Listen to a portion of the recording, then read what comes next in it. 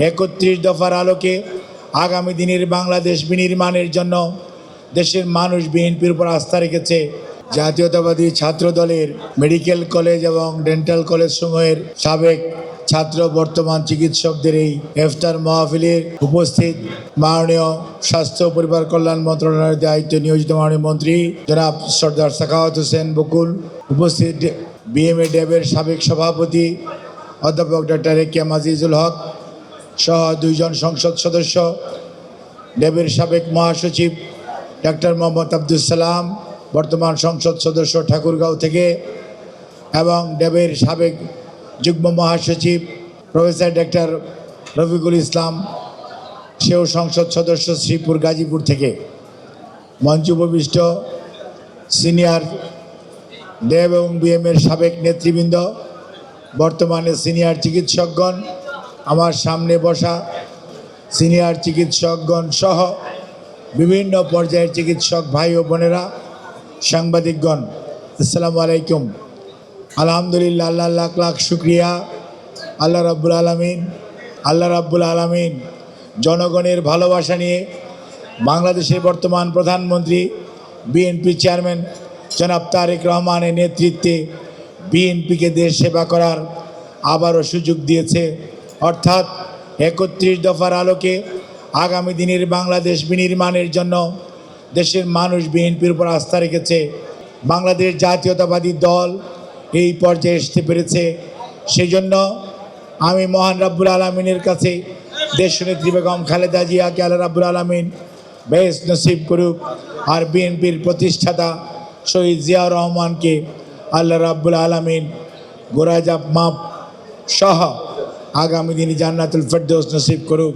সেই সাথে সকল শহীদ যারা 71 সহ 24 সহ বিগত 15 বৎসরে শাহাদাত বরণ করেছে, তাদেরকে আল্লাহ রাব্বুল আলামিন বেশ নসিব করুক। যারা পঙ্গুত্ব বরণ করেছে তাদেরকে আল্লাহ সুস্থ করে তুলুক।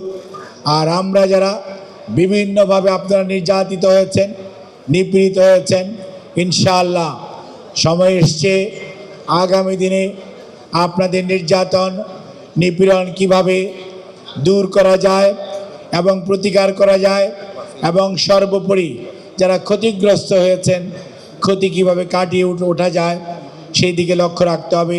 তবে সবার আগে মনে রাখতে হবে, নেতা যেমন বলেন সবার আগে বাংলাদেশ, আপনাদেরও মনে রাখতে হবে সবার আগে চিকিৎসকদের চিকিৎসা পেশা, হাসপাতাল তথা মানুষের সেবায় আমাদের সবার আগে মনোনিবেশ করতে হবে।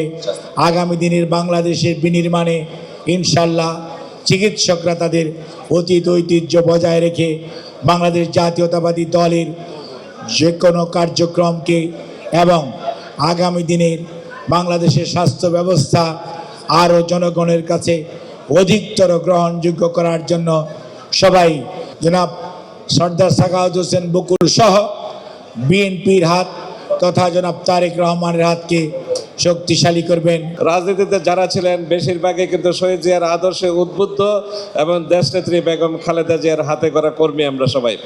এবং আজকে আমাদের দুর্ভাগ্য যে আমাদের এই আনন্দ কোনো মুহূর্তটা বা আজকে যে ক্ষমতায় দেশনেত্রী বেগম খালেদা জিয়ার যে হাতে করা দল এবং সংগঠন আজকে ক্ষমতায় আছে সেটা আজকে তিনি দেখে যেতে পারেন নাই।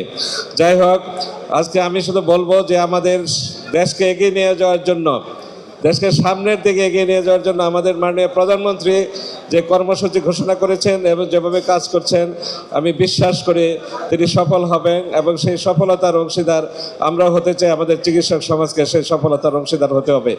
আমরা ঐক্যবদ্ধভাবে আমাদের এই কার্যক্রম চালিয়ে যাওয়া ছাড়া আমরা কোনোভাবেই কিন্তু সামনের দিকে এগিয়ে যেতে পারবো না। আমরা যদি সামনের দিকে এগিয়ে না যাই আমাদের কিন্তু বেশি আর কত খারাপ আমরা হব, আমি সেটা মাঝে মাঝে চিন্তা করি। আজকে আমাদের অবস্থা শুধু চিকিৎসা ক্ষেত্রে নয়, সর্বক্ষেত্রেই আমাদের যে অবস্থা আজকে কিন্তু আমাদের আর পিছনে ফিরে তাকানোর কোনো ব্যবস্থা নাই। আমাদের দেশে অনেক প্রথিতযশা চিকিৎসক আছেন, অনেক বড় সার্জন আছেন, অনেক বড় বড় বিশেষজ্ঞরা আছেন। আজকে তাদেরকে এই দেশের জন্য, দেশের মানুষের জন্য নিবেদিত প্রাণ চিকিৎসক হিসাবে তাদেরকে দেশের মানুষের জন্য কাজ করতে হবে এবং তাহলেই কিন্তু আজকে আমরা দেশকে এগিয়ে নিয়ে যেতে পারবো।